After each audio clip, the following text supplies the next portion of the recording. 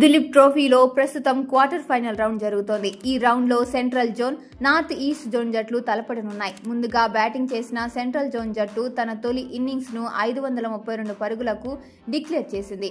ఆ జట్టు తరపున డబుల్ సెంచరీ ఆడిన డానిష్ మలేవర్ 203 పరుగులు చేశాడు. డానిష్ ఇన్నింగ్స్ లో 36 ఫోర్లు, 1 సిక్స్ ఉన్నాయి. డానిష్ మాత్రమే కాదు, కెప్టెన్ రజిత్ పాటిదార్ కూడా సెంచరీ సాధించాడు. డబుల్ సెంచరీ చేసిన వెంటనే డానిష్ మలేవర్ పేరు విదర్భ క్రికెట్ లో చిరస్థాయిగా నిలిచిపోయింది. నిజానికి దిలీప్ ట్రోఫీలో తన అరంగేట్రంలోనే డబుల్ సెంచరీ సాధించిన తొలి విదర్భ ఆటగాడు డానిష్. ఇప్పటి వరకు దిలీప్ ట్రోఫీలో 4 బ్యాట్స్మెన్ మాత్రమే డబుల్ సెంచరీ సాధించారు. వీరిలో యశస్వి జైస్వాల్, బాబా అపరాజిత్, బాబా ఇంద్రజిత్ ఉన్నారు. ఇప్పుడు డానిష్ పేరు కూడా ఇందులో ఉంది. డానిష్ మలేవర్ వయసు కేవలం 21 సంవత్సరాలు. రంజీ ట్రోఫీ చివరి సీజన్లో ఫస్ట్ క్లాస్ అరంగేట్రం చేశాడు. మొదటి రంజీ ఎడిషన్ లో డానిష్ 9 మ్యాచ్ల్లో 2 సెంచరీలు, 6 హాఫ్ సెంచరీలు సహాయంతో 783 పరుగులు చేశాడు.